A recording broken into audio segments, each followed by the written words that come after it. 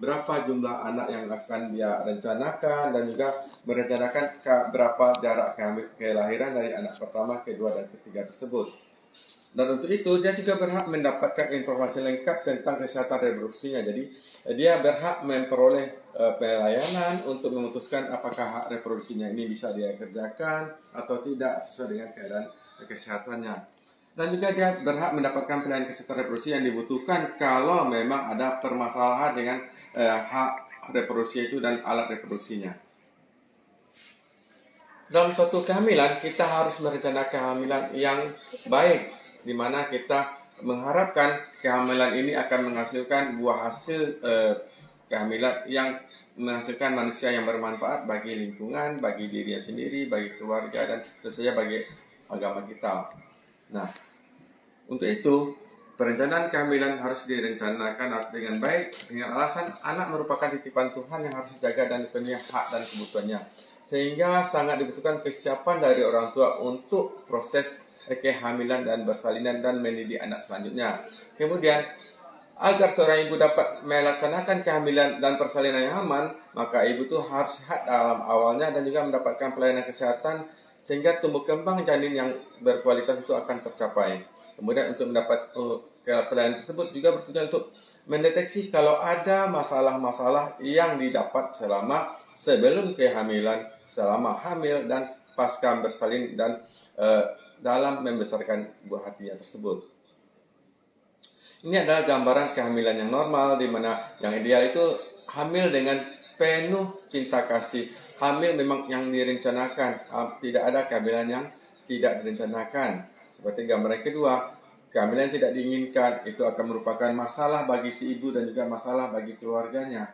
Si ibu akan diterlantarkan oleh keluarganya, si ibu akan disisihkan kalau hamilnya di luar nikah, dan banyak-banyak permasalahan yang akan didapatkan si ibu kalau kehamilannya tidak diinginkan. Nah, untuk itu kita harus merencanakan kehamilan yang baik. Hal-hal yang harus diperhatikan seperti kesehatan fisik sebelum hamil. Pertama, dari umurnya, kondisi kesehatannya, apakah ada gizinya baik, adakah gangguan kesehatan mental, adakah penyakit-penyakit tidak menular yang didapatkan si ibu atau penyakit-penyakit yang menular bahkan yang didapatkan si ibu. Dan dijamin tidak ada kekerasan di dalam rumah tangga. Karena kalau terjadi kekerasan dalam rumah tangga, tentu saja hal itu akan mengganggu kesehatan mental si ibu yang berisiko untuk gangguan tumbuh kembang si janin tersebut. Kemudian kalau dia sudah hamil, dia juga punya hak untuk mencapai fasilitas kesehatan yang berkualitas. Jadi tidak fasilitas kesehatan biasa saja, karena kehamilan adalah suatu hal yang sangat diharapkan untuk kelanjutan generasi berikutnya. Kemudian tentu saja tidak kalah penting adalah finansial yang cukup. Finansial yang cukup akan membantu seorang wanita hamil untuk memenuhi kebutuhan gizinya, kebutuhan alat-alat persalinannya, kebutuhan untuk kesehatannya. Nah, tentu saja ini harus direncanakan finansial yang ini. Nah, kalau kita di Kabupaten Padang Pariaman, pada trimester 2 kita sudah mewajibkan semua ibu sudah punya jaminan apa yang akan dipakai untuk proses persalinan yang akan datang. Kemudian tentu saja ada dukungan keluarga, terutama suami dan lingkungan dan masyarakat. Kalau kita menentukan kesehatan yang optimal, tentu saja dari pertama umur. Umur yang ideal untuk hamil adalah umur 20-35 tahun. Di mana kalau di luar umur tersebut, tentu saja risikonya akan meningkat. Pada wanita-wanita dengan umur kurang dari 20 tahun, tentu saja risiko organ reproduksi yang belum matang akan menimbulkan gangguan pertumbuhan dan juga gangguan dalam proses persalinan nantinya.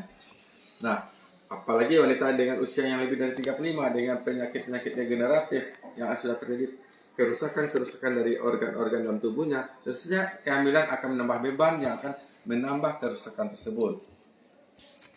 Dalam program kehamilan yang baik adalah ideal kurang dari 3 anak. Kalau juga akan hamil lagi lebih dari 3 orang anak, maka tentu saja kita harus memperhatikan yang lebih untuk ibu hamil tersebut. Jarak kehamilan idealnya adalah lebih dari 2 tahun. Kalau kurang dari tahun, kita tunda. Nah, dari 1, 2, dan 3 ini, disinilah peranan dari keluarga berencana. Di sana ada fase-fase menunda, menjarangkan, dan mengakhiri kesuburan seorang wanita. Dan status ini Di sini kita mempergunakan status gizi baik dengan nilai ataupun dengan indeks massa tubuh. Nilai yang ideal adalah lebih dari 23,5 dan indeks massa tubuh yang ideal adalah 18,5 sampai 24,9 per milimeter kuadrat. Nah, artinya kalau kurang dari 18,5 ataupun lebih dari 25 ini akan berisiko bagi si ibu. Nah, di sana ada di grafik kita buku KIA gambaran pertambahan berat badan yang ideal bagi ibu-ibu dengan kualitas gizi tersebut. Ibu yang dengan 18,5 sampai 25 tentu saja grafik ideal, maka tumbuh kembangnya diharapkan sampai 12 sampai 15 kg selama kehamilan. Kalau lebih dari IMT-nya lebih dari 25 tentu saja tidak sebanyak itu pertambahan berat badannya, apalagi IMT yang kurang dari 18,5 harus lebih dari 12,5 sampai 15 kg tersebut.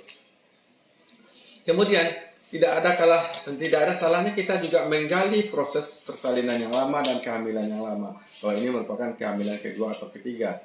Apakah dalam kehamilan pertama atau kedua itu ada masalah kehamilan dengan hipertensi?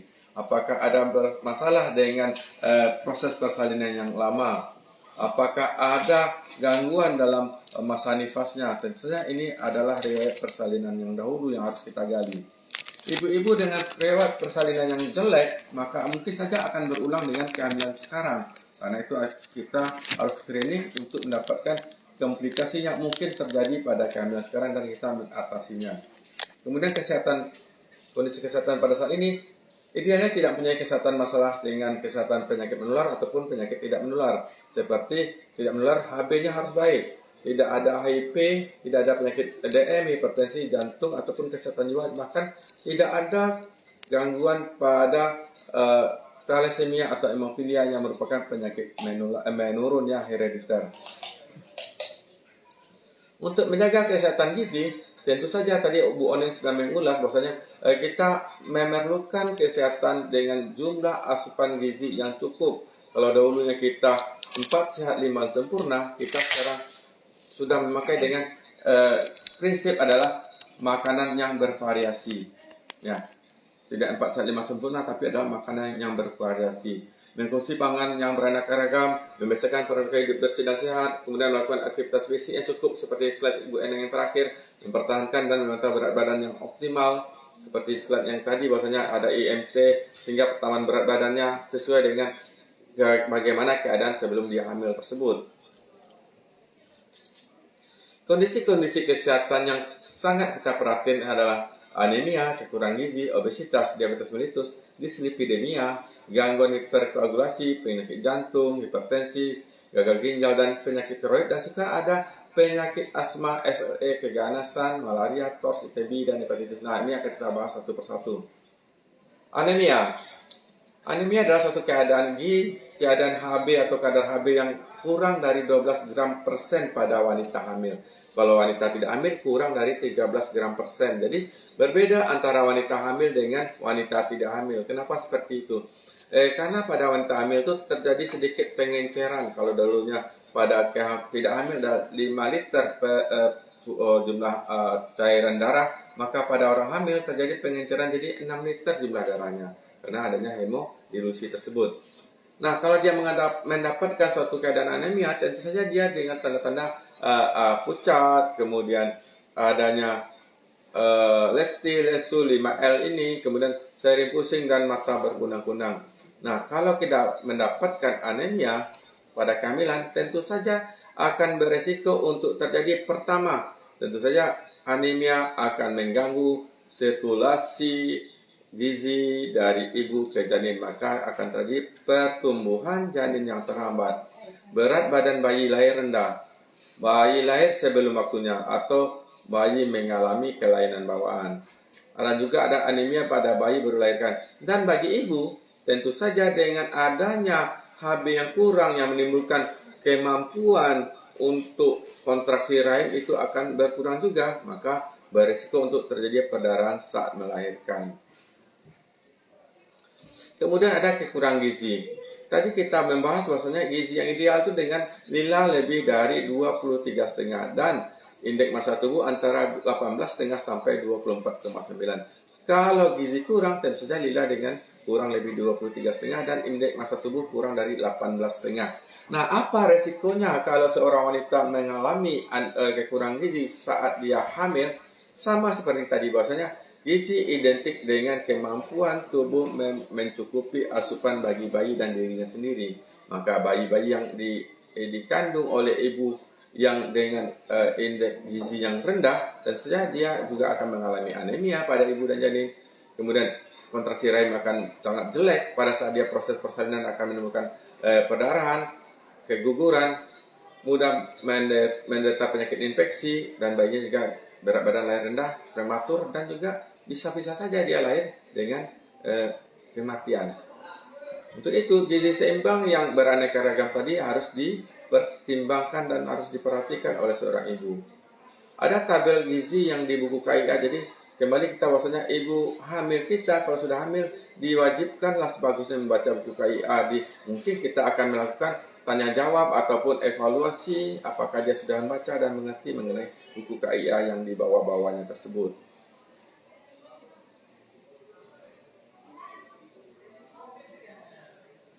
Kalau tadi gizi kurang, ini adalah gizi yang sangat berlebihan, obesitas. Nah, ini adalah IMT lebih dari 25 per meter kuadrat. Nah, atau lingkaran perut lebih 80 cm pada perempuan dan laki-laki lebih dari 90. Jadi kalau sudah mendapatkan ikat pinggang lebih dari 90, ukurannya pada laki-laki itu sudah termasuk pada obesitas. Kalau perempuan lebih dari 80.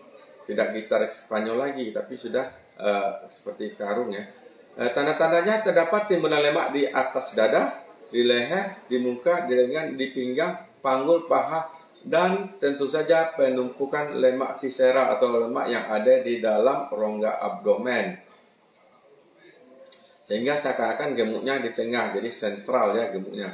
Dampak pada kehamilan, wanita-wanita dengan berat badan yang berlebih tersebut, maka dia beresiko untuk terjadinya abortus. Kemudian gemuk itu identik dengan diabetes mellitus gestasional yang berisiko untuk akan terjadinya preeklamsi, eklamsi, dan persalinan dengan anak besar sehingga meningkatkan resiko untuk operasi sesar akan semakin sering ya, meningkatkan risiko untuk operasi seksio sesaria untuk mengantisipasi anak yang besar. Nampak pada janin adalah anak yang besar, makrosomia, ada kelainan kognitif dan bisa saja terjadi kematian janin tiba-tiba di dalam rahim. Identik dengan obesitas tadi adalah diabetes mellitus kelanjutannya. Diabetes mellitus adalah apabila kita mendapatkan kadar gula yang lebih dari normal. Ada yang puasa, ada kadar gula darah sewaktu, ada kadar gula postprandial. Nah, ini ada tabelnya. Ada 95, ada 105, nah, sewaktu dan puasa tersebut. Nah, kalau kita mendapatkan kadar gula darah yang lebih dari yang ideal, maka sudah dikatakan dia suatu suspek diabetes mellitus dan kita harus memeriksakan TTGOK atau HbA1c-nya untuk memastikan bagaimana keadaan status tubuhnya, apakah memang diabetes mellitusnya baru atau memang cuma karena kehamilan.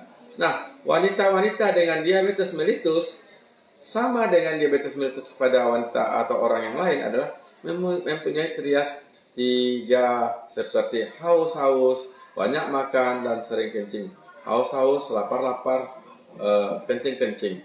Kemudian mudah lelah dan mengantuk. Kalau kadar gulanya sangat tinggi, walaupun tinggi, tapi dia sering lelah dan sering mengantuk. Penglihatan akan menjadi kabur kalau sudah menyerang pada mata, jadi ada retinopati diabetik. Kemudian terjadi berat badan, walaupun nafsu makannya banyak, tapi berat badannya menjadi menurun. Kenapa? Karena tidak bisanya kadar gula tadi dipergunakan karena tidak masuk ke dalam sel, maka energinya diambil dari massa tubuh. Otot-ototnya akan dilakukan katabolisme, lemaknya mengalami katabolisme, jadi dia semakin kurus karena akan penghancuran jaringan tubuh sendiri untuk memenuhi kadar gulanya. Kemudian ada masalah pada kulit, gatal-gatal, iritasi, dan sering kesemutan, kebas-kebas. Dan kalau dia luka, tentu saja lukanya tidak akan sembuh. Nah, kalau wanita ini mendapatkan diabetes mellitus pada kehamilan, tentu saja dengan kadar gula yang sangat tinggi ini, dia akan cenderung untuk mendapatkan keadaan ketoasidosis. Bisa saja dia jadi koma diabetes.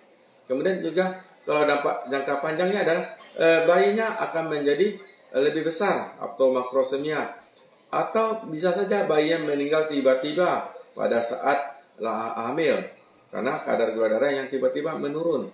Karena orang diabetes mellitus ini kadang-kadang juga dia malas makan, maka kadar gulanya akan lebih rendah. Kalau kadar gula darah pada ibu itu rendah, pada janin itu tentu saja akan lebih rendah sedikit, atau malah lebih rendah dari ibu yang sangat ekstrim, maka janin akan mengalami hipoglikemi dan berakhir dengan kejang dan kematian. Dan kalau sudah lahir, biasanya bayi-bayi yang besar tersebut beresiko dengan hiperbilirubinemia neonatus, jadi kuning dia. Kalau dia melahirkan pervaginam, ada komplikasi yang kita takutkan adalah suatu keadaan distosia bahu, jadi tidak lahir. Dan komplikasi distosia bahu ini akan menimbulkan kecacatan dan kematian. Kalaupun dia diabetes mellitus, prematuritas juga sering terjadi. Maka kenapa? Karena pada bayi-bayi yang ibu diabetes mellitus, dia lebih besar dari bayi-bayi normal. Nah, kalau kita kembalikan kepada teori dari inisiasi persalinan, ada namanya teori regangan. Maka dengan berat badan bayi yang besar tersebut, terjadi regangan yang sangat berlebihan dari rahim. Maka ada hukum aksi reaksi. Kalau kita menyentuh, orang akan menyentuh kita juga. Kalau kita menarik orang, orang akan menarik kita juga. Kalau rahim itu teregang, dia akan kembali untuk menyempitkan. Maka terjadi proses persalinan. Maka terjadilah prematur labor atau kelahiran dengan usia kehamilan yang kurang bulan. Nah, tentu saja kelahiran yang kurang bulan ini berisiko juga untuk bayi. Jadinya bayi dengan hipoksia neonatorus. Bayinya tidak sehat, bayinya akan sesak napas, dan tentu saja akan meningkatkan morbiditas dan mortalitas bagi si bayi. Ibu-ibu dengan diabetes mellitus, tentu saja diabetes mellitus juga akan berkomplikasi dengan hipertensi. Jadi faktor risiko hipertensi berisiko diabetes mellitus untuk nantinya dia akan mengalami diabetes mellitus tipe 2. Kalau dia akan menginjak remaja ataupun dewasa nantinya. Ada lagi dislipidemia atau kadar lemak yang sangat berlebihan. Lemak itu terbagi dua, ada lemak baik, ada lemak jelek. Lemak baik adalah HDL, High Density Lipoprotein. Kalau yang jelek, yang LDL, lemak jahat. Nah, walaupun begitu, kadar lemak total harus kita pertimbangkan juga. Oh, ini semuanya lemak baik saja semuanya. Nah, mungkin pasti ada lemak yang tidak baik juga. Nah, kalau ini kita dapatkan, maka ibu tuh berisiko untuk preeklamsi, hipertensi dalam kehamilan, prematuritas, diabetes mellitus, dan kalau diabetes mellitus tentu saja akan berisiko lagi kepada kematian janin, anak besar, seperti itu. Ada lagi keadaan hiperkoagulasi atau kekentalan darah yang berlebihan. Jadi terlalu kental pun darah tidak boleh, terlalu encer pun tidak boleh. Nah, kalau dia terlalu kental, maka aliran darah itu akan terganggu, tidak akan lancar. Karena darah yang kental, maka proses pergerakan sirkulasi akan terganggu. Akibatnya apa? Kalau dia kental, maka asupan gizi yang penyebaran gizi itu akan terganggu, akan bermasalah, maka timbul atau IUGR. IUGR artinya tumbuh kembang janin di dalam rahim yang terganggu. Dan bagi ibu dengan kentalnya tadi, maka ada kemungkinan sumbatan aliran darah ke otak, sumbatan aliran darah ke jantung. Maka mungkin saja dia akan mengganggu aliran darah ke otak yang berisiko menjadi stroke, aliran darah ke jantung menjadi iskemia koroner, dan saja akan timbul lagi permasalahan kematian mendadak. Nah, karena dia kekentalan tadi, efek pada janin, keguguran, kelainan prematur ini kita harus waspadai. Maka kita harus memeriksa kekentalan darah bagaimana, salah satu dengan hematokrit. Idealnya hematokrit kalau secara laboratorium HT 3 kali HB. Kalau HB-nya 13, maka HT atau hematokritnya kira-kira 13 kali 3, 42. Kalau lebih dari 45 berarti sudah ada pengentalan. Nah, resikonya harus kita pertimbangkan. Nah, untuk itu kita biasanya memberikan obat-obat untuk pengencer seperti aspirin. Ya, aspirin itu untuk mengencerkan darah. Tapi pemakaian aspirin jangka panjang pun harus dipertimbangkan akan terjadinya proses persalinan yang berisiko untuk perdarahan. Maka biasanya orang-orang yang diberikan obat-obat anti kekentalan darah tersebut 2 minggu sebelum proses persalinan itu sudah dihentikan sehingga risiko untuk terjadi perdarahan pasca salin, perdarahan intrapartum itu akan berkurang. Ada lagi penyakit jantung dan pembuluh darah. Wanita-wanita yang sudah dikenal dengan penyakit jantung dengan ciri-cirinya adalah berdebar-debar, kemudian mudah lelah, sering biru, sering sesak napas, kemudian rasa-rasa dingin pada ujung jari. Nah, itu harus kita waspadai apakah dia ini menderita penyakit jantung atau tidak. Untuk itu kita pastikan kita konsultasi ke dokter penyakit dalam. Kita konsultasi penyakit dalam, dia akan menegakkan diagnosa. Kemudian tegaklah diagnosa ini seperti bradikardi karena ada blok. Ini adalah suatu keadaan kegagalan katup, insufisiensi aorta, tricuspid atau insufisiensi pada tricuspid atau bicuspid ataupun adanya kebocoran jantung. Nah, tentu saja dengan hal-hal tersebut, kalau wanita itu hamil, itu akan menambah resiko beban jantung semakin berat. Maka wanita-wanita itu kita kalau hamil juga dalam pemantauan yang ketat. Kalau tidak, kalau boleh, dia tidak usah hamil lagi. Kalau sudah cukup anaknya, karena risikonya adalah akan terjadi peningkatan kegagalan jantung. Kemudian hipertensi. Hipertensi adalah suatu keadaan di mana tekanan darah sistolik lebih dari 140 dan diastolik lebih dari 90 mm Hg. Nah, kalau hipertensi kita harus merunut apakah hipertensinya ini hipertensi murni, kronis, sebelum hamil dia sudah hipertensi, kemudian hamil dia hipertensinya saja, kemudian pasca hamil adalah hipertensi masih ada, itu namanya hipertensi kronis. Tapi kalau hipertensi itu timbul tiba-tiba saja selama proses kehamilan, itu murni karena proses kehamilan. Kenapa orang hamil itu bisa hipertensi? Banyak teorinya. Salah satunya adalah teori kegagalan atau teori kegagalan apoptosis dari plasenta yang menembus kepada desi 2 tersebut dari dinding rahim. Nah, teori-teori tersebut itu yang lebih dipercaya adalah teori kegagalan apoptosis tadi. Nah, pada saat dia gagal melakukan invasi tromboblas atau plasenta, maka tubuh akan mengalami perlawanan, maka tensinya pembuluh darah tersebut menjadi menciut. Kalau kita ingat rumus dari PV per T itu adalah konstan, ada fisika kita waktu kelas 3 SMA ya. Kalau pembuluh darah menyempit, maka tekanan menjadi lebih tinggi. Seperti kita menyiram bunga, kalau ingin siraman bunga kita jauh, kita merubah putaran kerannya menjadi lebih kecil sehingga pancarannya lebih jauh, lebih tinggi. Seperti itu juga pada wanita-wanita hamil, kalau terjadi kegagalan dari implantasi atau penanaman plasenta tidak sempurna, maka tubuh akan membentuk suatu perlawanan sehingga pembuluh darah akan mengecil. Maka akibat dia mengecil, maka tekanan darah semakin meninggi. Itu wanita-wanita yang murni, apalagi wanita yang sudah ada riwayat hipertensi. Maka resiko untuk preeklamsi dan eklamsi akan semakin meningkat pada wanita tersebut. Nah, resiko hipertensi dengan preeklamsi tersebut bagi ibu dan janin adalah masalah yang serius. Bagi ibu bisa saja jadi preeklamsi dan kejang akan menimbulkan gangguan pada otak, akan menimbulkan aliran darah ke otak berhenti, stroke akhirnya, kemudian pada ibu juga bisa menjadi kelumpuhan akibat stroke tersebut. Dan pada janin biasanya dengan tensi yang sangat tinggi tersebut, maka aliran darah ke janin akan berkurang.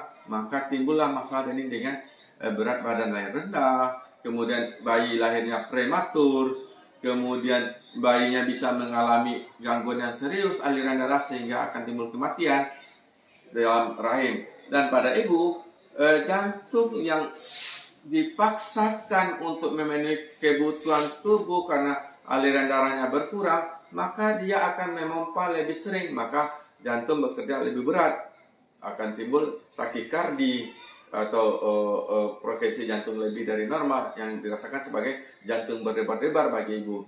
Dan kalau itu sampai ke retina, biasanya tekanan darah yang tinggi juga akan menimbulkan suatu keadaan ablasio atau lepasnya retina dari pelengketannya di mata, di bola mata belakang itu, maka timbul kebutaan. Ada yang permanen, ada yang bisa kembali lagi kalau tensinya sudah turun. Dan juga wanita-wanita dengan preeklamsi dan hipertensi ini juga akan tentu saja ujungnya kematian janin dan si bayi. Ada lagi keadaan penyakit gagal ginjal kronis, yaitu suatu keadaan ketidakmampuan ginjal untuk melakukan fungsinya sebagai saluran pengeluaran sisa-sisa tubuh kita, jadi sebagai organ ekskresi. Tapi walaupun dia sebagai organ ekskresi, dia juga berfungsi sebagai organ hormon. Dia memproduksi adrenalin yang akan berfungsi untuk mempertahankan tekanan darah. Nah, kalau wanita itu mengalami ginjal kronis, maka fungsinya itu sudah terganggu. Nah, kehamilan akan memperberat gangguan fungsi ginjal tersebut. Akibatnya adalah bisa saja timbul gagal ginjal. Bisa saja timbul kerusakan ginjal yang permanen. Pada pasien-pasien dengan gagal ginjal, dan saja ujung-ujung adalah cuci darah. Nah, sebelum itu terjadi, kita harus waspada. Biasanya pasien-pasien dengan penyakit ginjal itu sudah ada gejala-gejala gangguan menstruasi, tekanan darah tinggi, kemudian ada perdarahan yang tidak normal. Kemudian biasanya dia anemia juga karena di ginjal juga memproduksi hormon yang mengatur untuk pembentukan hemopoietik sel-sel darah. Kemudian dia akan nafsu makan berkurang, mual muntah. Kemudian kalau sudah terjadi memang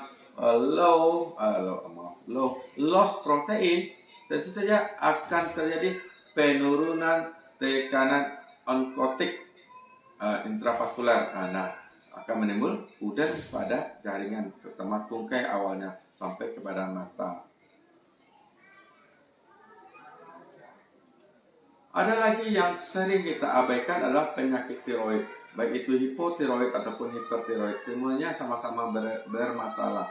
Kalau hipertiroid sudah jelas, bengkak, kemudian adanya rasa berdebar-debar, adanya tremor atau gemetar pada tangan, suka suhu pada keadaan-keadaan yang dingin-dingin saja. Kenapa seperti itu? Karena pada wanita-wanita atau orang-orang dengan hipertiroid, tentu saja terjadi peningkatan metabolisme tubuh yang menimbulkan panas. Metabolisme tubuh akan menimbulkan panas, sehingga orang itu lebih senang untuk suasana yang agak dingin. Jadi dia tidak pengen udara-udara yang panas. Nah, bagaimana hipertiroid ini ditegakkan? Dari gejala-gejala tadi dan diikuti dengan pemeriksaan laboratorium. Pemeriksaan laboratorium mulai dari T3, T4, dan TSH. Nah, di sini di rumah sakit kita pemeriksaan laboratorium ini sudah ada. Jadi kalau kita punya pasien yang curiga hipertiroid dengan matanya menonjol, berdebar-debar, berat badan tidak bertambah atau kurus, itu kita curiga hipertiroid. Apalagi kalau kita jumpa suatu pembengkakan pada leher. Nah, kita konsulkan, nanti kita akan periksa laboratoriumnya di rumah sakit kita sudah ada. Nah, kita akan menata laksana hipertiroid itu. Nah, apa resiko hipertiroid bagi seorang ibu yang hamil? Nah, ini yang penting kita perhatikan. Hipertiroid adalah suatu keadaan peningkatan metabolisme tubuh. Dengan hipertiroid yang metabolisme tubuh meningkat, tentu saja akan menimbulkan takikardia atau jantung berdetak lebih cepat. Kehamilan juga suatu proses yang memerlukan metabolisme meningkat. Dua keadaan metabolisme meningkat, hipertiroid dan metabolisme karena hamil. Maka berdebarnya juga akan semakin hebat. Nah, pada proses persalinan itu yang lebih ditakutkan. Proses persalinan juga menimbulkan kesakitan yang mengakibatkan frekuensi jantung juga menjadi meningkat. Tiga keadaan yang meningkat. Pertama karena hipertiroidnya, kedua karena kehamilannya, ketiga karena kesakitannya. Maka pada saat itu sering terjadi namanya badai tiroid. Badai tiroid adalah satu keadaan tiba-tiba orang itu sesak napas, dan kalau memang terjadi badai tiroid tanpa menunggu waktu lama 5-10 menit, ya dia lebih dahulu pulang daripada kita. Dia menghadap langsung, artinya dia meninggal pada saat itu kalau terjadi badai tiroid. Nah, selama kehamilan, tiroid yang tinggi tadi juga menimbulkan, tadi kita bercerita mengenai hipertensi, ada hubungannya dengan tiroid. Hipertensi juga akan berhubungan dengan jantung. Hipertensi, tiroid, jantung. Nah, tentu saja preeklamsi juga akan berhubungan dengan tiroid. Maka semua masalah-masalah dari hipertensi, preeklamsi, dan jantung akan timbul pada bayi-bayi dan ibu yang hamil dengan hipertiroid tersebut, seperti bayi tumbuh kembang yang tidak sempurna, IVR, prematuritas, berat badan rendah, kemudian ada resiko kematian janin tiba-tiba juga. Pada ibu akan terjadi preeklamsi, bisa menjadi kejang. Nah, itu yang kita takutkan pada wanita-wanita hamil dengan hipertiroid. Idealnya adalah screening hipertiroid dilakukan, sehingga hal yang akan terjadi itu kita bisa minimalisir. Kemudian ada namanya hipotiroid. Sekarang kita sudah dapat kebijakan dari BPJS, semua proses persalinan, baik vaginal ataupun seksiosesaria, kita harus memeriksa hipotiroid kongenital atau screening hipotiroid kongenital. Itu syarat utama dari BPJS supaya kita bisa dibayarkan klaimnya. Kalau kita tidak melakukan pemeriksaan itu, klaim untuk proses persalinan ataupun operasi kita tidak dibayarkan oleh BPJS. Bagaimana hipotiroid itu sangat penting? Karena ini akan berhubungan dengan kecerdasan janin yang akan dilahirkan. Dia akan bisa menimbulkan kreatinisme atau bayi cebol, bayi yang diam-diam saja ciri dan manga-manga karena kebodohannya. Artinya tumbuh kembangnya tidak bekerja dengan baik. Berat badan bayi akan lahir rendah. Kemudian juga akan terjadi solusio plasenta saat kehamilan. Kemudian ada asma. Asma adalah suatu keadaan penyempitan saluran pernapasan yang dipicu oleh karena reaksi alergi dari jaringan sekitarnya. Nah, biasanya orang asma itu dia sudah tahu, oh ini saya mau bangkit lagi nih, seperti dan mulai sering-sering batuk, kemudian mulai sesak napas, apalagi oh ini udara sudah dingin nih, mungkin saya akan timbul lagi asma saya. Nah, jadi tanda-tanda asma itu sudah khas. Batuk-batuk, napas berbunyi, napas sesak, dada terasa tertekan. Dan biasanya akan timbul kalau faktor pemicu risiko itu ada. Misalnya makan makanan tertentu, alergi udang, alergi seafood, dia makan, nah jelas dia alergi itu. Maka beberapa saat setelah itu dia akan rasakan gatal-gatal, kemudian sesak napas, batuk-batuk. Nah, untuk itu upaya kita pada asma sama saja dengan yang tidak hamil dan tidak hamil. Hindari faktor pencetus. Makan yang alergan dia kita larang. Kemudian kita bekali dia dengan obat-obatan asma. Bagaimana pentingnya asma dalam kehamilan adalah asma itu akan menimbulkan gangguan sirkulasi oksigen ke dalam paru-paru yang akan ditransportasikan ke seluruh tubuh. Maka kalau terjadi gangguan asupan atau pertukaran oksigen di paru-paru, oksigen yang ada di tubuh ibu akan berkurang. Nah, kalau oksigen berkurang pada tubuh ibu, tentu saja pada janin juga akan berkurang.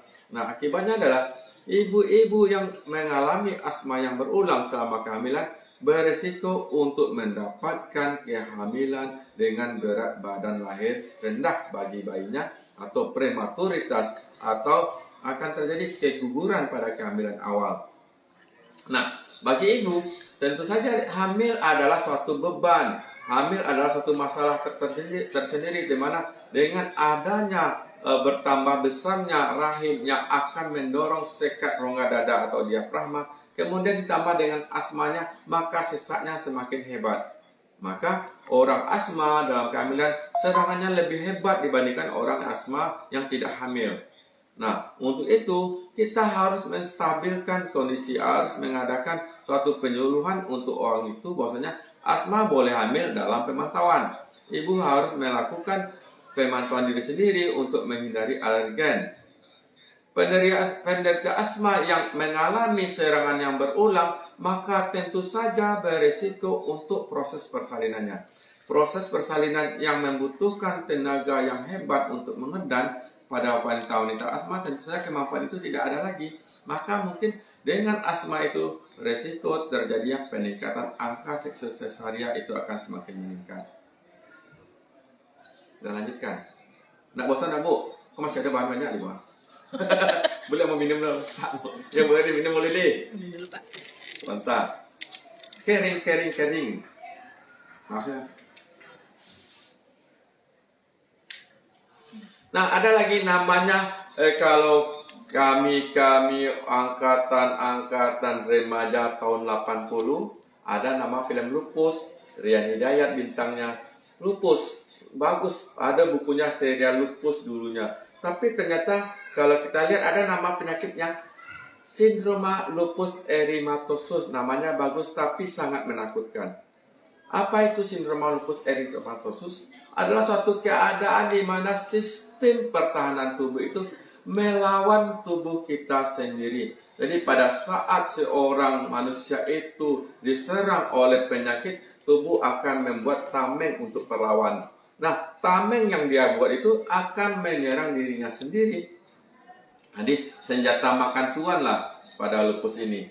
Nah, biasanya dia akan menyerang sendi-sendi, semua tubuh akan diserang, baik itu jantung, ginjal, terutama awalnya adalah yang masih ringan, gejalanya ya lelah, demam yang tinggi, kemudian susah atau suka dengan udara yang dingin juga, karena dia metabolisme tubuhnya meningkat, ruam di muka seperti kalau kita istilahnya seperti kupu-kupu. Nah, lupus erythematosus adalah suatu penyakit autoimun. Dia akan menyerang tubuh kita. Dia dibentuk oleh sistem imun kita dan menyerang kita. Dan biasanya dia menyerang pada organ-organ penting. Nah, bagaimana lupus ini dengan kehamilan? Tentu saja wanita-wanita hamil dengan resiko yang hebat, dengan beban tubuh yang hebat, maka daya tahan tubuhnya akan menurun selama kehamilan. Kemudian lupus juga daya tahan tubuh menurun, maka suatu keadaan yang saling tumpang tindih. Maka pada kehamilan, wanita-wanita dengan lupus erythematosus dianjurkan tidak hamil. Ya, wanita-wanita dengan lupus erythematosus dianjurkan tidak hamil. Kalau dia hamil bagaimana? Tentu saja dengan resiko yang tadi, aliran darah ke janin akan berkurang, resiko abortus. Kemudian aliran darah ke janin akan berkurang, resiko untuk berat badan lahir rendah, ataupun prematuritas. Kemudian ingat, lupus juga merupakan penyumbang untuk faktor risiko hipertensi, preeklamsi. Kenapa? Tadi kita katakan bahwasanya lupus itu menyerang semua sistem tubuh, baik itu ginjal, baik itu jantung. Nah, tentu saja kalau jantung dan ginjal yang merupakan ginjal memproduksi hormon juga, maka hormonnya itu terganggu, terjadi peningkatan kadar hormon dan akan menimbulkan hipertensi. Ya.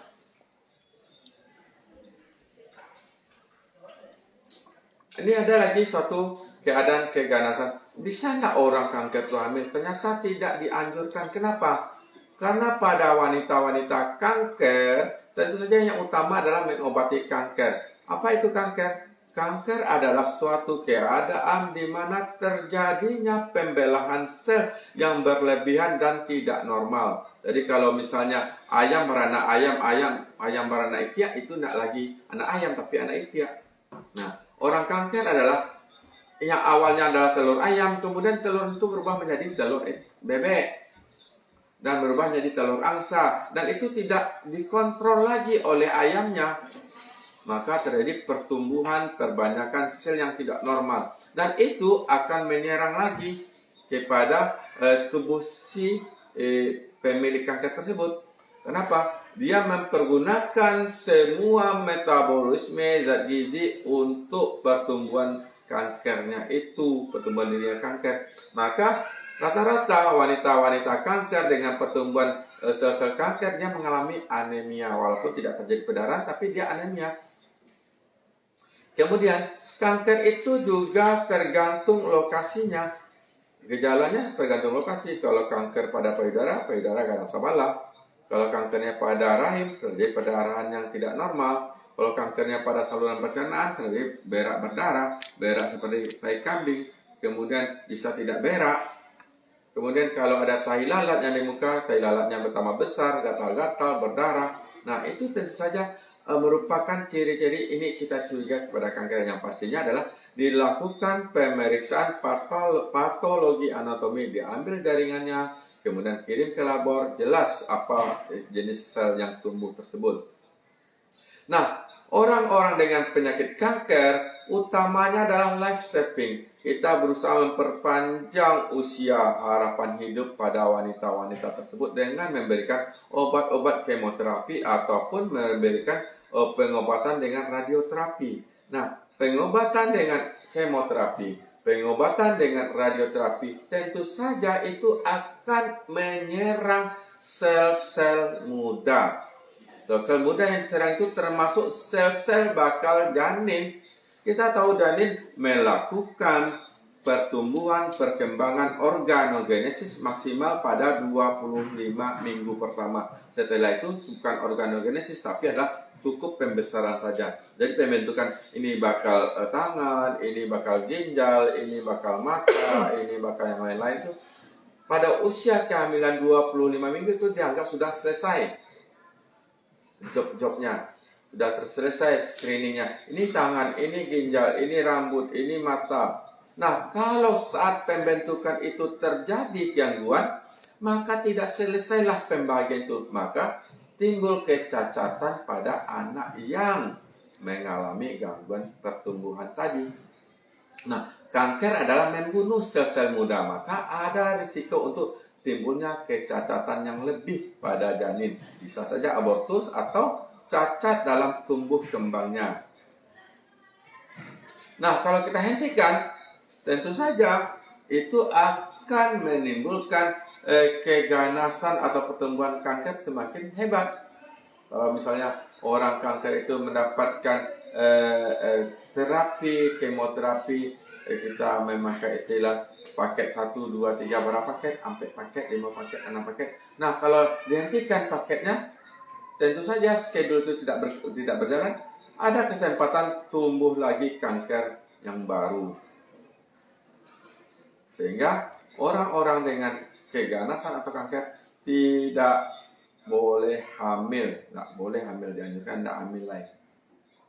Kemudian ada malaria. Malaria adalah suatu penyakit infeksi yang ditularkan, yang disebabkan oleh Plasmodium malariae atau Plasmodium yang lain, parasit Plasmodium ini yang ditularkan melalui gigitan nyamuk.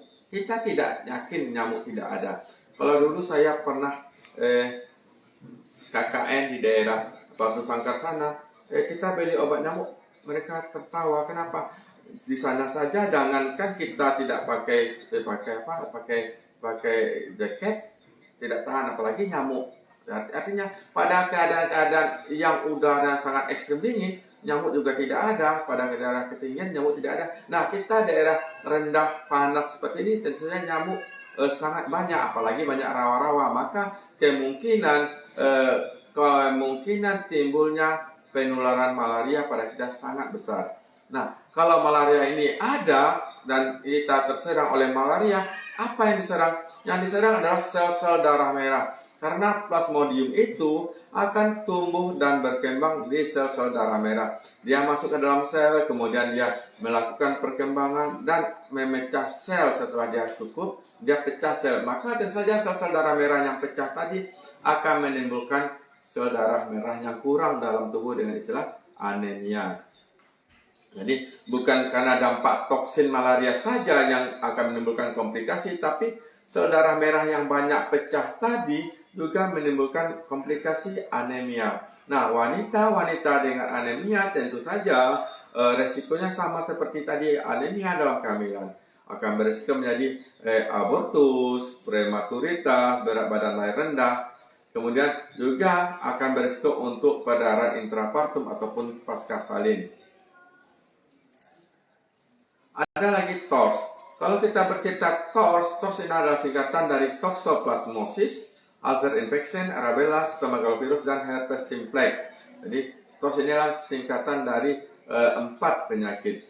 Toxoplasma adalah suatu penyakit yang biasanya ditularkan melalui hewan peliharaan kita. Toxoplasma ini ditularkan biasanya hewan rumahan kita, kucing, kotoran kucing, ataupun kita makan daging mentah yang mengandung virus toxoplasma. Kalau rubella itu adalah penyakit kulit, kata-kata percikannya ini akan menular. Jadi campak ini kalau rubella. Campak. Kemudian cytomegalovirus adalah suatu keadaan virus yang bertahan waktu dalam lama tidak aktif, dan kemudian dia akan aktif lagi dan menyerang sel tubuh kita yang aktif kembali itu. Nah, ini sama-sama bermasalah. Kalau herpes biasanya disebabkan oleh penyakit menular seksual. Jadi kalau dia tidak gata-gata mana, herpes mungkin tidak akan ada. Tapi kalau pasangannya gata-gata, ya herpes akan ada. Nah, semuanya ini tentu saja ada komplikasi bagi si ibu. Kalau ibu-ibu dengan TORS, kita pikirkan TORS penyebab dari ketidaksuburan, TORS penyebab dari abortus berulang, TORS penyebab dari kecacatan. Jadi kalau bercerita mengenai TORS, itu bercerita mengenai infeksi yang menyebabkan kegagalan kehamilan. Secara teori, 10% penyebab kegagalan kehamilan adalah infeksi. Jadi kalau seorang itu abortus berulang, kemudian ada infertilitas yang berulang, diobati, gagal lagi. Jadi kira-kira 10% cuma penyebab kegagalan kehamilan tersebut yang disebabkan oleh infeksi. Nah, TORS itu termasuk dari infeksi. Nah, kalau termasuk infeksi, berapa persen dia dari infeksi? TORS ternyata cuma memiliki penyumbang 1% dari penyebab infeksi. 1 kali 10 kali 100 ya kira-kira 1/1000 baru penyebab TORS. Jadi kalau kita bercerita mengenai TORS, jangan terlalu panik. TORS bisa saja, tapi itu cuma 1/1000 dari penyebab kegagalan. Kalau kita mendapatkan kegagalan kehamilan berulang, barulah kita pikirkan apakah ini bukan TORS. Kalau kita mendapatkan kelainan kongenital seperti hidrosepalus pada bayinya yang pernah lahir, ini apakah bukan karena TORS?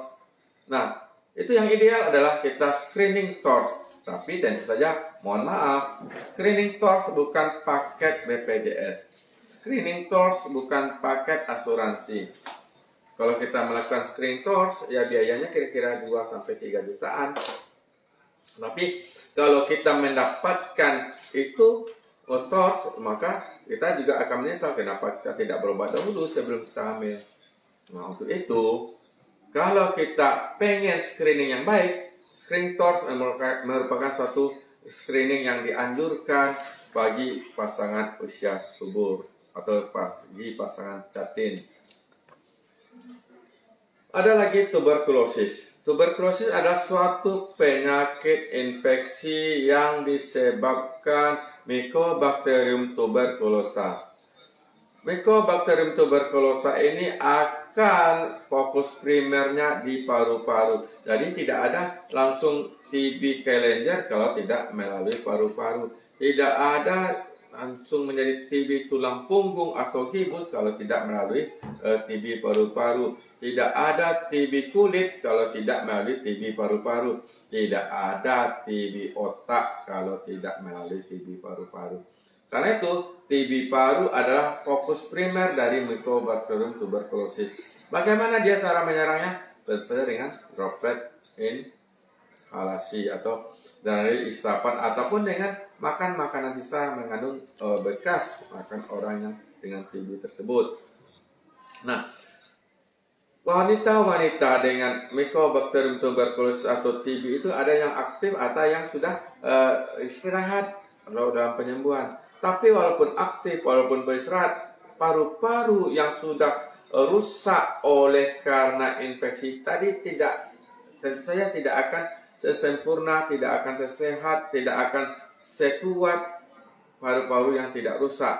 Nah, paru-paru yang diserang oleh infeksi Mycobacterium tuberculosis akan menimbulkan caverne atau lubang yang besar yang mengandung pembuluh darah yang banyak, yang akan bisa terjadi pecah kalau dia berkuat, atau kalau sudah sembuh dia akan menjadi sikatrik, dan itu pun akan mengganggu konfluensi artinya konfluensi itu pengembangan paru-paru, akan mengganggu untuk kapasitas paru, volume tidal, volume pertukaran udara di paru-paru itu akan terganggu. Akibatnya apa? Wanita-wanita yang dengan tuberkulosis tentu saja aliran darah, pertukaran udara di paru-paru berkurang, maka asupan oksigen ke seluruh tubuh juga akan berkurang. Maka resikonya bagi janin adalah berat badan lahir rendah, prematuritas, BBLR, kematian janin, dan bagi ibu adalah perdarahan, gizi kurang, dan saja yang paling ekstrim adalah pecahnya caverne saat dia mengedan. Pernah kasus kalau tidak salah saya waktu residen adalah kasus di pesisir selatan. Kita tahu daerah kita, Pasaman, pesisir selatan adalah daerah endemis untuk TB. Nah, ternyata dia mengedan dan muntah. Bilang dia muntah, tapi sebenarnya bukan muntah darah, batuk darah, dan terjadi turun saturasi tiba-tiba, sesak, dan meninggal saat kala 2. Ada lagi hepatitis B. Kalau kita bercerita mengenai hepatitis B, hepatitis adalah suatu penyakit yang tidak pernah sembuh. Ini adalah penyakit yang disebabkan oleh virus hepatitis yang menyerang sel hepat dan dia dorman atau menetap di hepat tersebut. Dia pada saat tubuh kita sehat, dia tidak aktif menyerang. Tapi pada saat tubuh kita lemah, dia kemudian muncul kembali untuk menyerang tubuh. Sesuai dengan trias dari trias untuk teori sakit, ada host, environment, dan agent. Kalau katakan agent adalah penyebab penyakit, host adalah tubuh kita, environment adalah lingkungan-lingkungan seperti udara, kemudian cuaca ekstrem seperti panas atau dingin atau hujan. Nah, itu environment, lingkungan yang tidak sehat, dekat sampah, semua adalah environment atau lingkungan. Nah, kalau terjadi gangguan keseimbangan antara ketiga itu, maka timbullah teori sakit. Maka kita akan sakit. Kalau virusnya sangat hebat, kita sakit. Kalau virusnya kurang hebat, kita sehat. Kalau lingkungan baik, kita sehat. Kalau lingkungan buruk, kita akan sakit. Kalau badan kita tidak fit, kita sakit. Tubuh kita fit, kita menjadi sehat. Jadi trilogi dari teori sakit itu adalah ada host, environment, dan agent. Nah, bagaimana hepatitis ini akan berisiko? Sebenarnya kita bukan berisiko saat sekarang, tapi adalah berisiko untuk selanjutnya. Kita tadi sudah awal mulai bahwasanya hepatitis tidak akan pernah sembuh. Kalau seorang wanita mendapatkan hepatitis B, nah dia akan berlanjut menjadi hepatoma atau kanker. Pertama sirosis hepatis, kemudian hepatoma atau kanker. Nah, tentu saja ini akan merupakan suatu penyakit kronis yang berisiko bagi si janin. Kenapa? Janin-janin yang tertular maka ditakutkan akan mengalami hepatitis B pada masa dewasa dan remaja dan dewasanya. Nah, bagaimana dengan hepatitis B ini dengan kehamilan?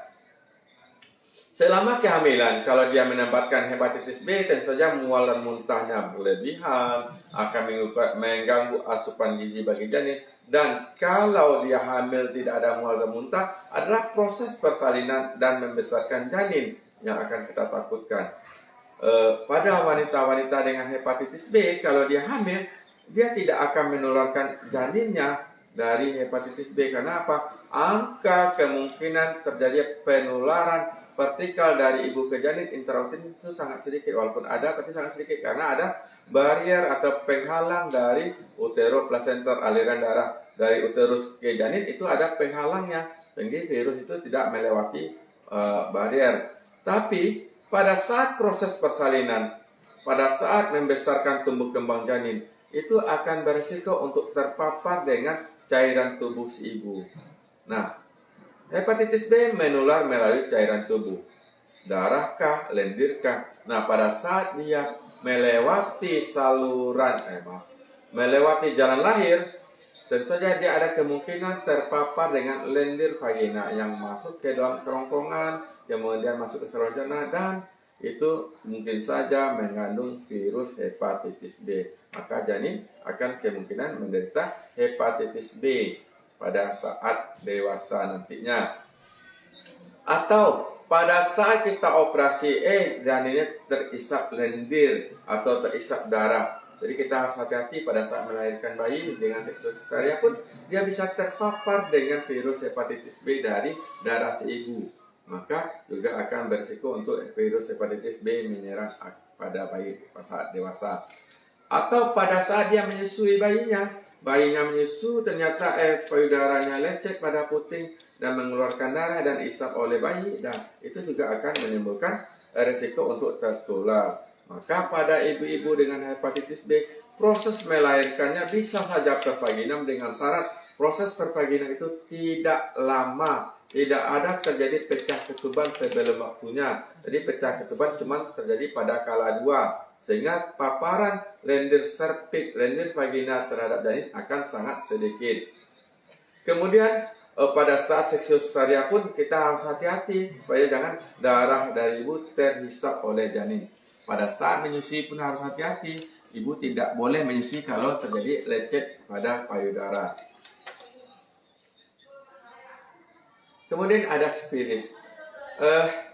Kemarin dikatakan, ada yang bertanya, bagaimana ini sifilis kalau kita melakukan triple eliminasi ternyata reaktif, bagaimana nih pengertiannya? Nah, sifilis adalah suatu penyakit menular seksual yang cuma ditularkan kalau berhubungan seksual yang tidak aman. Nah, kalau wanita-wanita itu tertular oleh pasangan yang sudah menderita sifilis, maka ada kemungkinan dia akan tertular juga oleh sifilis.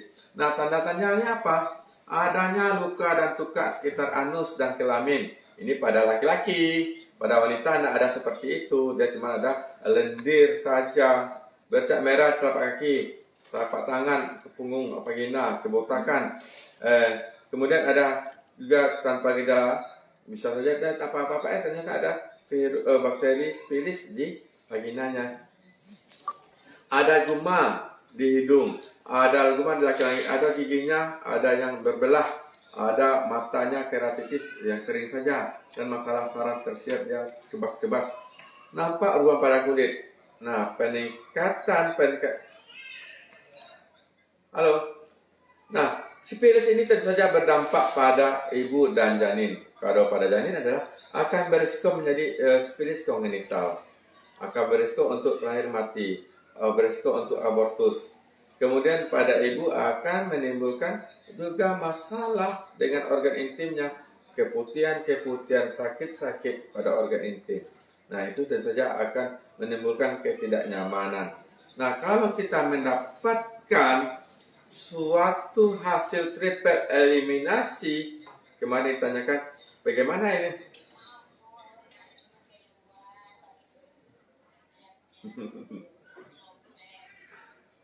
Halo ya, terima kasih. Artinya kalau kita melakukan screening dengan triple eliminasi HIV, sifilis, dan HBsAg itu adalah pemeriksaan kualitatif. Sudah belo-belo. Kualitatif artinya positif dan negatif saja, tapi kalau pengen adalah pemeriksaan yang kuantitatif. Nah, pemeriksaan kualitatif itu pun pada keadaan-keadaan tertentu juga menghasilkan hal yang sama. Jadi pemeriksaan sifilis kalau reaktif bukan spesifik untuk sifilis saja, mungkin ada hal-hal tertentu yang juga memberikan hasil yang reaktif. Maka pada saat itu kita lanjutkan dengan pemeriksaan PDRL. Nah, di sini mohon maaf, di mana kita mungkin belum ada PDRL. Kita merujuk lagi ke rumah sakit ke klinik atau ke labor di Padang. Tapi intinya adalah jangan takut dengan sifilis reaktif. Pastikan lagi sifilis reaktif itu mungkin karena sifilis atau hal lain dengan melakukan pemeriksaan PDRL. Nah, kalau memang PDRL-nya positif, kita lakukan lagi kadar atau kuantitatif dari PDRL tersebut. Nah, kita lakukan pemeriksaan dan kita terapi dengan antibiotik penisilin prokain, PP ya. PP dia pakainya. Ada HIV, kita sudah lakukan tadi triple eliminasi. HIV adalah suatu keadaan di mana virus itu khas menyerang sistem kekebalan tubuh. Nah, kalau orang-orang dengan HIV pada 5 tahun pertama dia belum ada gejala, setelah 5 tahun dia baru menimbulkan gejala. Karena ini penyakit virus dan menyerang sistem kekebalan tubuh, resikonya adalah sistem kekebalan tubuh pada wanita itu atau orang-orang terkena HIV itu sangat rendah. Maka penyakit-penyakit infeksi sekunder itu akan mudah menyerang. Nah, penyebab kematiannya bukan karena HIV, tapi adalah penyakit sekunder yang memperberat, penyakit oportunistik. Nah, seperti infeksi paru-paru pada HIV, Staphylococci. Nah, itu juga akan memperberat. Biasanya gejala-gejala HIV ini pada 5 tahun pertama tidak jelas. Kita mendapatkan kecurigaan orang itu HIV. Pertama, dia diare-diare saja. Kemudian ada sariawan-sariawan yang berulang. Kemudian ada peningkatan berat badan yang tidak ada atau terjadi penurunan berat badan. Nah, itu kita curiga. Oh, dia diare-diare, apakah ini bukan karena HIV ini diarenya? Dia ada luka pada mulut yang terus-menerus, sembuh, muncul. Nah, ini kita harus melakukan screening untuk HIV. Nah, screeningnya mulai dari screening virusnya itu dan CD4. Nah, status orang dengan HIV yang penting itu adalah CD4. Kalau CD4-nya tinggi, artinya kita harapkan dia masih aman. Tapi kalau CD4 sudah rendah lagi, nah ini sudah berisiko untuk daya tahan tubuhnya untuk menurun. Obat antiretroviral atau ARV untuk HIV adalah prinsipnya menekan tumbuh kembang dari virus HIV sehingga penyerangan untuk sistem kekebalan tubuh akan sedikit berkurang. Tapi tidak pernah sembuh ya. HIV tidak pernah sembuh. Karena itu yang ditakutkan. Kalau seorang wanita dengan HIV kemudian hamil, resikonya adalah bayi yang lahir akan tertular oleh HIV kongenital. Pernah nak HIV ini menurun dari ibu ke janin? Dalam kehamilan mungkin saja terjadi, tapi sangat sedikit. Yang sering terjadi adalah proses persalinan dan tumbuh kembang sama dengan hepatitis B tadi. Intrauterin mungkin sangat sedikit resiko untuk tertular dari ibu ke janin, tapi pada saat ibu melahirkan, kemudian ibu menyusui anak, mengasuh janin, maka itulah saat yang sangat berisiko untuk menularkan. Kemudian ada infertilitas. Infertilitas dikatakan sepasang wanita dan pria yang infertilitas adalah sudah melakukan hubungan intim atau hubungan intim seksual 2-3 kali seminggu selama 1 tahun berturut-turut dengan tidak memakai alat kontrasepsi. Jadi kalau dia sudah teratur 2-3 kali dalam seminggu dan lamanya selama 12 bulan dengan tanpa memakai alat kontrasepsi,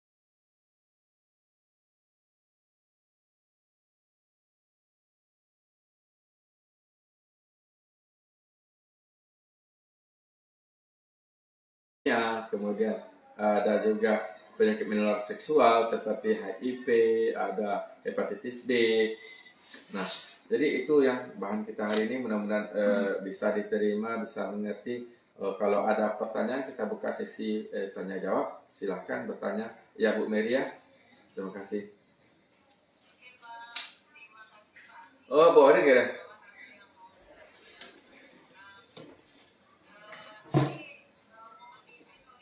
Oh.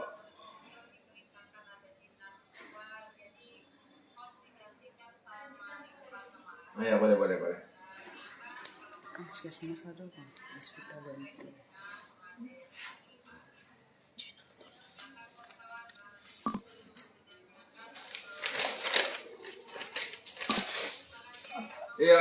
Iya, Bu Erin, ya. Ya, Bu Erin. Waalaikumsalam warahmatullahi wabarakatuh.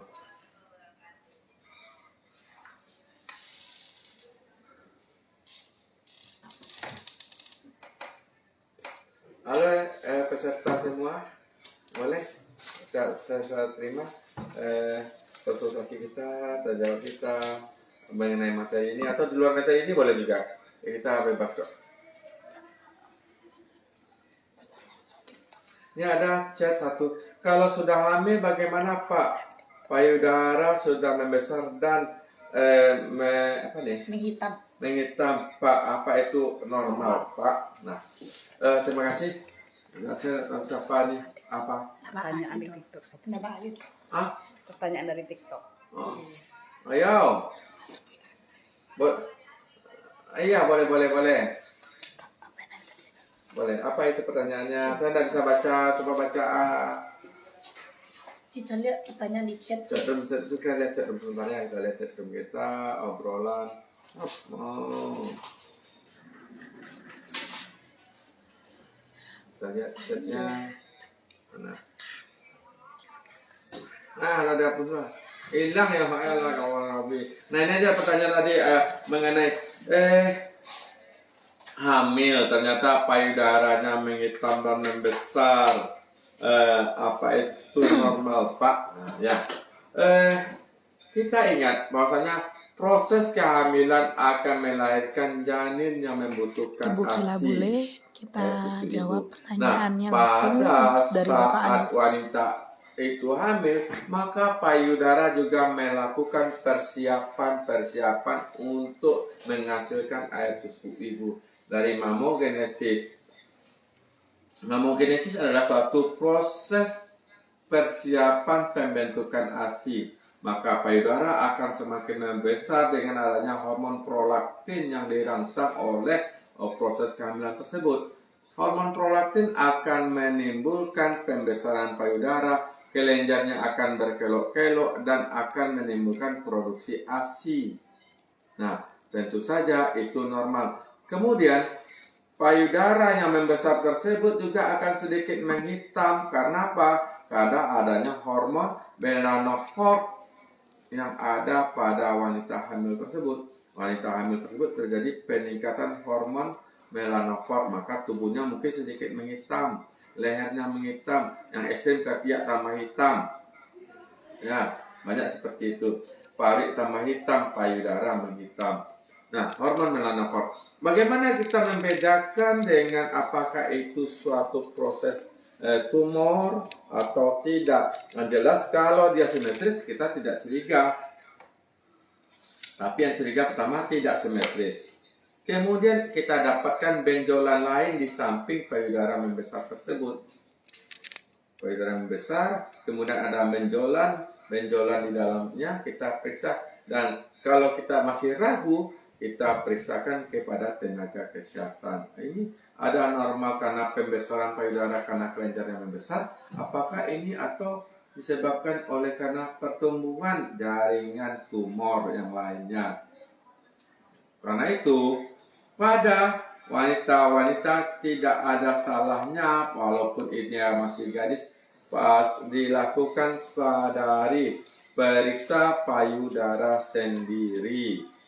Bercermin di depan cermin, lihat putingnya apakah sama-sama turunnya, sama-sama arahnya, apakah ada tidak miring ke kiri atau ke kanan satu, atau satu tertarik ke atas, satu lagi normal. Nah, kalau terjadi ketidakseimbangan arah puting, maka kita curiga ada massa tumor, ada perlengketan. Kemudian ditarik lagi tangan ke atas satu, diraba lagi payudaranya dari luar seluruh lapangan payudara supaya kita jangan sampai terlupakan atau terlewatkan. Biasanya kita memeriksa searah jarum jam. Dari jam 12 ada enggak, jam 1 ada enggak, jam 2 ada enggak, jam 3 ada enggak. Jadi satu-satu kita raba supaya kita jangan sampai terlewatan. Demikian juga dengan payudara sebelahnya. Ada lagi tanda-tanda adanya seperti kulit jeruk. Kalau orang itu mendapatkan suatu curiga ke arah kanker payudara, permukaan payudara itu seperti kulit jeruk. Kalau kita lihat kulit jeruk, kasar, permukaan pori-porinya kasar, itu curiga lagi. Nah, seperti itu. Atau keluar cairan pada wanita, keluar cairan di puting susu. Ini anak menyusu kok keluar ya. Dan itu sebelah. Kalau kedua-duanya terjadi keluar ASI, itu masih dianggap normal. Kenapa? Mungkin saja dia terjadi prolaktinemia. Suatu keadaan di mana kadar hormon prolaktin yang meningkat, maka dia juga seakan-akan pada seperti wanita yang menyusui, akan keluar gas air susunya. Nah, ini mohon maaf, ini ada juga yang terjadi pada anak-anak gadis. Anak-anak gadis, kemudian dia Pak Alo tuh nambah keluar lo IC-nya. Nah, tadi kita bercerita secara halus yang mengimplikasikan pada wanita-wanita yang hamil, dia akan mempersiapkan tubuhnya untuk membentuk ASI, maka hormon prolaktin akan terbentuk, kemudian terjadi pembesaran payudara. Nah, setelah dia lahir, bayinya dia akan menyusu kepada ibu. Nah, pada saat dia menyusu itu, kadar hormon prolaktin akan semakin meningkat dan akan mempertahankan produksi air susu ibu. Berbeda dengan ibu-ibu yang tidak melakukan pemberian ASI eksklusif, maka lama-lama ASINya akan berkurang. Betul kan ibu? Kalau karajo, siang tak karya lama-lama enggak kalau ASI kok itu. Kenapa? Karena kita tidak aktif memberikan rangsangan isapan pada puting susu kita dengan baik. Nah, yang terjadi payudara atau ASI tidak keluar lagi karena tidak ada rangsangan yang mempertahankan prolaktin yang di otak. Nah, pada anak gadis, prolaktin ini juga bisa terangsang, akan diproduksi dengan isapan pada payudara. Jadi jangan heran, orang yang berpacaran tidak sehat juga payudaranya akan mengeluarkan ASI. Ya, atau yang normal-normal saja, yang kita curigai adalah itu normal, lebih bagus itu daripada ternyata dia tidak ada apa-apakan, ternyata juga terjadi keluarnya ASI. Itu biasanya karena terjadinya tumor pada hipofise. Nah, hipofisenya ada tumor yang memproduksi prolaktin. Nah, biasanya itu akan ada juga dengan gangguan visus. Visusnya akan terganggu penglihatannya, dan biasanya sudut pandangnya menjadi nyempit. Kalau kita bisa melihat ke depan, kita kira-kira jauh, kira-kira kiri kanan 1 meter, 1 meter, kita mesti bisa melihat walaupun kita wajah kita ke depan. Nah, pada orang dengan tumor hipofise itu, pada daerah kiasma itu, dia tidak bisa. Maka kita curiga adalah tumor kiasma. Nah, itu kan lebih berisiko daripada ASI keluar karena isapan. Nah, ya kan, jadi normal ASI tidak keluar pada anak gadis. Kalau dia keluar pada anak gadis, pikirkanlah apakah ini ada tumor atau rangsangan yang berlebihan pada payudara. Ya, ada lagi pertanyaan? Oh, aduh, cek deh banyak cek mah. Baik teman-teman yang di Facebook, silakan bertanya. Nanti Dokter Anif kita bisa menjawab langsung.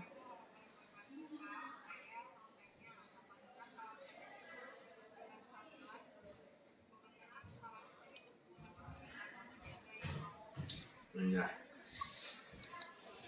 Ya. Nah, terima kasih. Tadi saya sudah bicarakan bahwa catin yang diberikanlah vaksin tetanus toxoid. Tetanus toxoid. Kalau kita bercerita mengenai imunisasi, vaksinasi, kita memasukkan virus atau bakteri atau bahan seperti virus yang sudah dilemahkan ke dalam tubuh kita, kemudian tubuh kita akan memproduksi zat pelawan. Nah, akan memproduksi zat pelawan. Yang dimaksudkan itu adalah antigen, maka tubuh kita akan memproduksi antibodi. Diharapkan pada saat antigen yang sama yang menyerang kita, maka tubuh kita sudah ada perlawanan dan tidak akan terjadi penyakit yang lebih hebat dibandingkan orang yang belum pernah mengenal. Ya, jadi kalau kita bertemu dengan orang yang pernah kita tahu ini sifatnya seperti ini, kita sudah waspada. Ini diam-diam ambil piti mah. Awak sudah menyuruhkan barang-barang awak. Waspada. Waspada awak, karena kita sudah mengenal. Beda dengan tidak mengenal orang itu dari awal, maka kita akan kecolongan. Seperti itulah kira-kira imunisasi. Imunisasi tetanus toxoid akan melindungi ibu kalau dia mendapatkan infeksi tetanus. Untuk berikutnya, dia sudah kenal ini virus ini bakterinya adalah Treponema pallidum tetanus ini ya. Maaf. Pokoknya intinya adalah dia akan mengenal ini bakteri tetanus. Nah, kemudian dimasukkan lagi dia lebih mengenal, dimasukkan lagi dia lebih mengenal. Artinya dengan dia sudah mengenal itu bakteri itu adalah bakteri tetanus, maka tubuh akan membentuk zat perlawanan untuk bakteri tetanus. Jadi tidak ada hubungannya dengan infertilitas, tidak ada hubungannya dengan KB. Jadi mohon kita jelaskan kembali apa itu catin. Catin adalah pemberian vaksinasi tetanus toxoid yang bertujuan untuk melindungi ibu-ibu dari kemungkinan tetanus saat melahirkan dan juga melindungi janin dari kemungkinan tetanus neonatorum saat dia lahir. Nah, seperti itu. Jadi tidak ada hubungan antara catin dengan KB. Paham, Ibu? Nah, terima kasih. Ada lagi satu lagi? Oh. Yuk sahabat sehat yang ingin bertanya ke Dokter Anif SPOG bisa langsung kami jawab. Kalau kita bercerita mengenai posisi rahim, rahim itu terdapat di dalam rongga panggul. Nah, kalau kita ibaratkan kita ada Papan tulis. Enggak papan tulis. Apa, Pak? Papan tulis. Ya, papan tulis sebelah. Kita. Nih. Ya. Sedang siap. Sebentar. Kalian nampak kok? Nampak dari kameramu. Nampak, Dok. Enggak usah pakai latar belakang. Nah, usah pakai latar belakang. Bisa enggak pakai latar belakang terus sehingga bisa utuh kamera awak. Ya. Nah, rahim itu ini dari kiri kanan sampai sebedo. Nah, normalnya antero, ya, anterior. Jadi rahim yang normal, biasa kita gambar dulu normal, dia akan sedikit anterior. Nah, ini sumbu datar yang mengarah ke atas. Dorso anterior, nampak di layar? Enggak ya?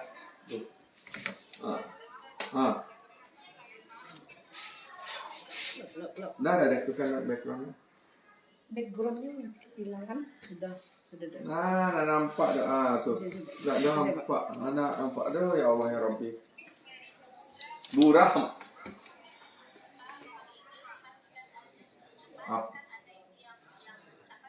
Apa tuh?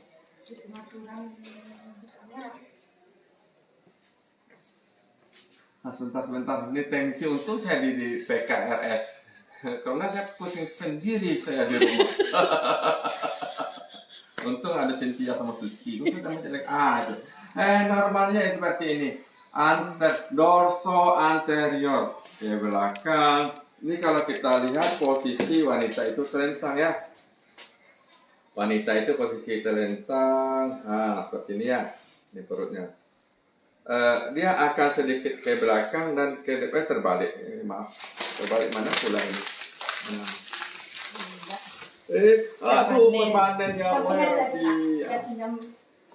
Permanen loh yang kayaknya. Kalau ada sampingnya Kak. Permanen. Yuk ke permanen loh ya. Ya. Jadi ini wanita ini posisinya terlentang. Ya.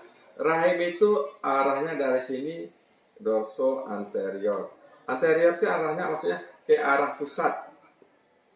Nah, pada yang posterior dia mengarah ke punggungnya seperti ini. Itu namanya posterior.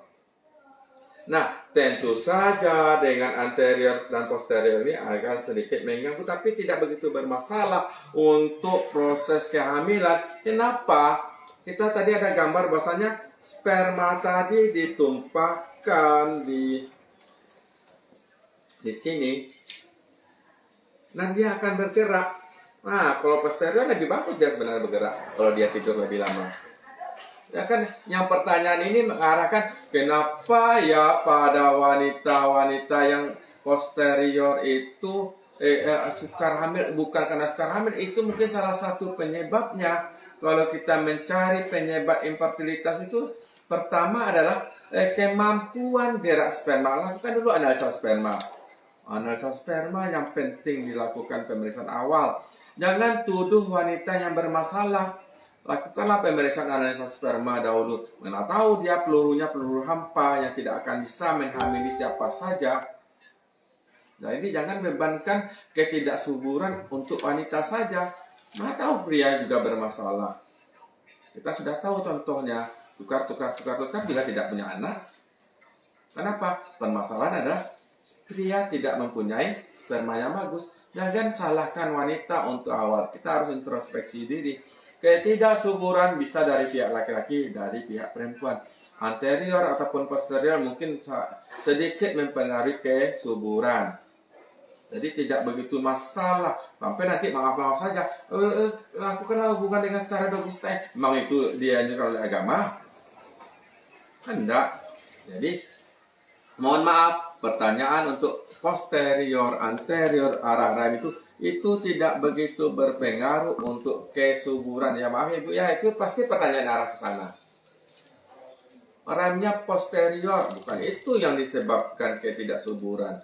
Bisa saja posterior itu hamil juga. Karena gerakan sperma kan aktif ke atas dengan daya tarik dari lendir cervix. Kemudian gerakan dari ekor sperma, dari isap dari timbre silia-silia yang ada di tuba yang akan bergerak mengisap sperma. Nah, itu sudah cukup. Arah posterior atau anterior itu tidak berpengaruh. Oh, apakah dengan posisi anterior itu lebih murah berhubungan? Kan sperma tumpahnya di vagina, bukan langsung ke dalam rahim. Kalau dia berbaring, apakah ke atas yang murah bergerak atau ke belakang? Tentu saja dia bergerak lebih murah ke belakang. Jadi kalau posterior itu sebenarnya lebih bagus karena dia bergerak ke belakang. Tapi kalau ke atas, susah berenang. Jadi jangan katakan anterior ataupun posterior juga akan mempengaruhi kesuburan. Tidak begitu berpengaruh. Ya, itu kira-kira mengenai rahim apa yang dimaksud dengan rahim posterior. Rahim posterior adalah arah kundus atau puncak rahim, apakah dia mendekati pusat atau arah ke punggung. Ya, ada lagi catnya. Mana catnya lagi itu? Udah lebih 1 jam ya? Aduh, mahal. Jika seorang perempuan dari segi fisik yang tidak memungkinkan untuk dihamil, ayo. Tapi sudah terlanjur.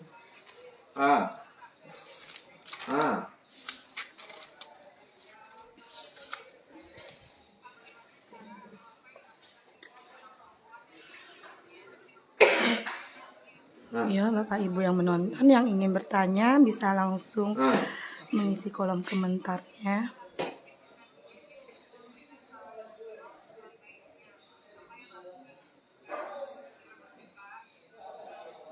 Nah,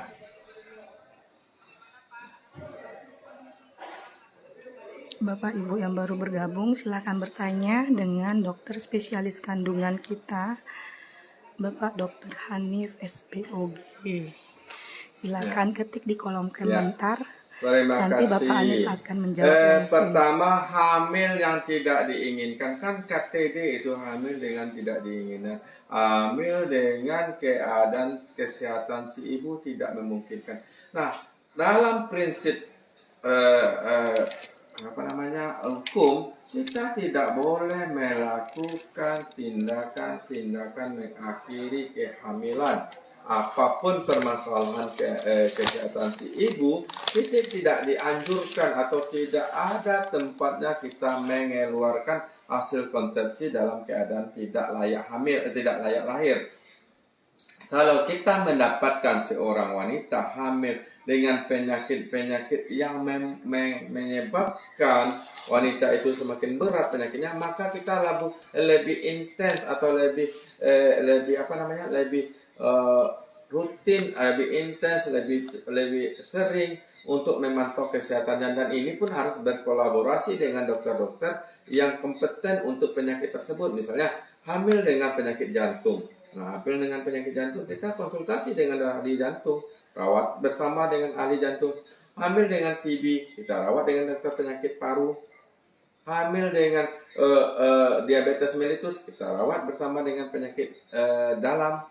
Artinya tidak ada tempatnya hamil yang bermasalah, dan saya ingin mengeluarkan tidak ada tempatnya. Dan itu pun kalaupun harus dirapatkan oleh minimal 3 ahli. Misal, hamil dengan penyakit jantung derajat 4 yang akan menimbulkan risiko untuk ibunya itu. Nah, itu kan kita sudah konsulkan, sudah rawat bersama dengan penyakit jantung, dan sudah dipastikan selama pemantauan ini aman-aman saja. Artinya mungkin dia dirawat di rumah sakit selama dia hamil dan dipantau dirawat di rumah sakit, tidak boleh pulang. Nah, itu seperti itu kira-kira jawaban bagaimana ya ibu hamil dengan keadaan lemah. Lemah itu bukan masalah. Lemah dari segi psikis bisa juga. Ya, lemah dalam arti dia saja yang tidak mengatakan tidak sanggup. Kenapa? Ternyata kita melakukan pemeriksaan, tekanan darah bagus, nadi bagus, saturasi oksigennya bagus. Nah, itu bagus-bagus saja. Kemudian mengenai pertanyaan yang satu lagi, mengenai apa lagi? Kedua. Oh, baby blues. Tadi kita pada slide terakhir adanya kesiapan mental bagi wanita yang hamil.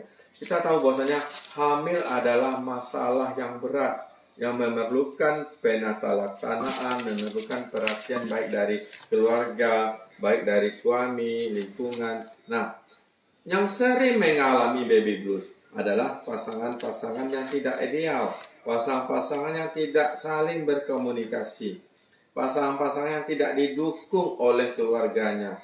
Pada wanita-wanita yang mengalami hal-hal tersebut, biasanya dia akan memendam perasaan sendiri, dan ujung-ujungnya adalah dia akan sampai titik nadirnya untuk timbulnya suatu masalah psikologi raptus dia. Kemudian dia muncullah gejala gangguan itu. Nah, tentu saja dari awal-awal kita sudah jelas ini, kita harus memantau wanita-wanita dengan KTD misalnya, hamil akibat perkosaan, hamil dengan yang keadaan ekonomi tidak cukup, hamil dengan pasangan yang tidak setia, hamil dengan pasangan yang tidak siaga dari segi finansial, dari segi materi, dari segi perhatian. Nah, tentu saja akan membendam perasaan si wanita dan akan menimbulkan tekanan batin. Nah, kalau kita mendapatkan seperti itu, tentu saja dari awal-awal kehamilan saat dia hamil kita sudah antisipasi dengan memberikan sokongan dan memberikan perhatian, memberikan dorongan kepada keluarganya untuk membimbing sehingga baby blues tidak terjadi. Nah, kalau memang ada kecurigaan seperti itu, ada depresi selama kehamilan, depresi pada saat dia melahirkan, nah, pada saat itu kita harus konsultasi pengobatan pada psikiatri, mulai pengobatan psikososial yang paling penting. Bukan obat-obatan psikiatri saja, tapi pengobatan secara psikososial. Psikososial adalah dorongan, sokongan dari keluarga dan lingkungan, sehingga akan lebih cepat sembuhnya pada wanita-wanita dengan gangguan kejiwaan tersebut. Baby blues adalah suatu penyakit gangguan kejiwaan yang merupakan ranah dari psikiatri. Tapi walaupun ranah psikiatri, sebagai kita orang kesehatan awam, kita juga tahu bahwasanya ini sudah mengarah kepada gangguan kejiwaan. Yang perlu untuk pengobatan awal adalah sokongan psikososial. Kemudian setelah psikososial juga tidak mampu, baru dilanjutkan dengan obat-obat psikotropika. Nah, obat-obat kejiwaan. Jadi kalau kita mendapatkan wanita hamil dengan gejala-gejala menung-menung, bicara-bicara sendiri, atau tidak mengurus dirinya lagi, nah dia sudah bisa curiga ini akan terjadi dampak kira-kira baby blues. Dan baby blues ini biasanya sangat sering terjadi berulang. Kalau kehamilan pertama baby blues, kemudian dia aman-aman saja, hamil lagi, dia ada kemungkinan baby blues lagi. Dia hamil lagi, baby blues lagi. Kenapa? Pada saat kehamilan itu dia sangat berisiko untuk tertekan dan tidak merasakan bayinya itu akan bermanfaat bagi dia. Apalagi dengan misalnya bayi lahir cacat, nah itu akan merupakan beban mental lagi. Baby bluesnya akan semakin hebat timbulnya. Ya, Bu Ermita Yanti keseleo. Ya, mohon maaf ya. Ada lagi pertanyaan. Biar rame. Oh, ada Ibu. Iya. Iya, Bu Yanti.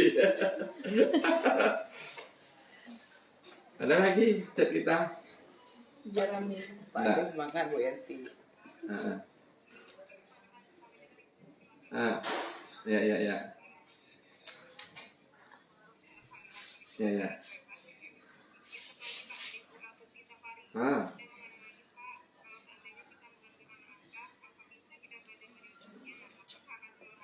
Ya.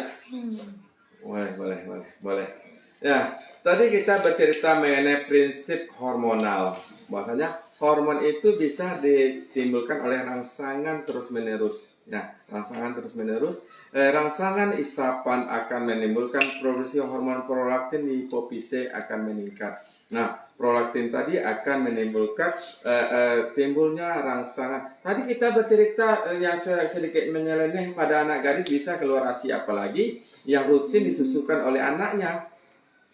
Artinya anak gadis saja yang isapnya 1 kali 2 kali seminggu bisa keluar ASI, apalagi yang anak setiap waktu kita susukan, maka hormon prolaktin akan meningkat dan akan memproduksi ASI. Jadi bisa kalau Anda mendapatkan anak angkat, kemudian Anda mencoba untuk menyusui, mudah-mudahan akan keluar ASI. Ya, saya punya keluarga dekat rumah, ibunya tidak menyusui, malah menyusui neneknya. Neneknya ini anaknya cukup banyak dan ternyata nenek-nenek saja bisa keluar ASI lagi. Hormonal Ya, karena hormon tadi akan terangsang prolaktin dan keluarlah ASI. Cerita tadi kita anak gadis keluar ASI, apalagi yang sudah berkeluarga yang disap oleh payudara oleh bayi terus menerus, maka ASInya akan terangsang. Terima kasih. Dah?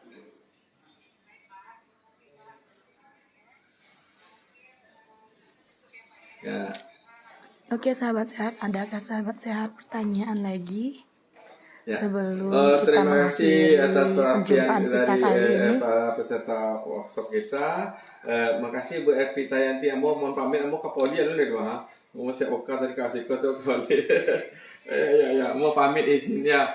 Assalamualaikum warahmatullahi wabarakatuh. Oke, sahabat sehat, itu juga. Ya. Kalau tidak ada pertanyaan, mungkin Dokter Anif undur diri. Yuk. Pak, dadah dulu Pak. Terima Dadah. kasih acara kita siang ini. Ya, alhamdulillah.